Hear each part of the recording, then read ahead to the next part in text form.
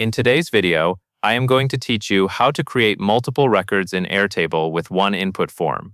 The basic idea is simple. You collect information once through an Airtable form, and then an Airtable automation creates additional records for you in another table.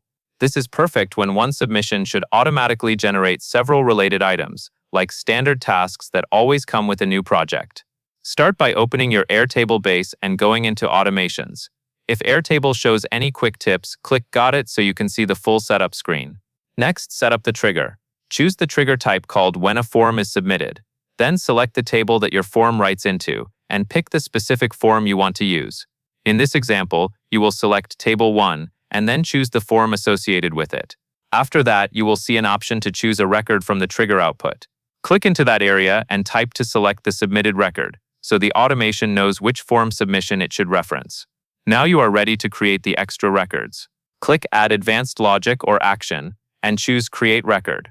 For the action settings, select the table where you want the new records to be created. In this example, that is Table 2. Once you choose Table 2, map the fields you want to fill in. Click Choose Field, select the name field, then click into the value area and insert the appropriate dynamic value coming from the form submission. This is the key connection that lets the new record in Table 2 carry over the right information from the original form entry in Table 1. After mapping your field, click Generate a Preview. This helps you confirm the automation is pulling in the data you expect before you finalize anything. If the preview looks correct, you are in good shape. To create multiple records from that single form submission, you will add additional Create Record actions. Using the same approach, select the target table, choose the fields, and map values from the trigger.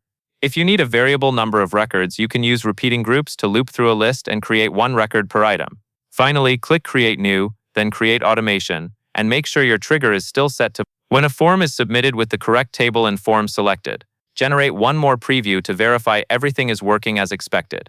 And that is all there is to it.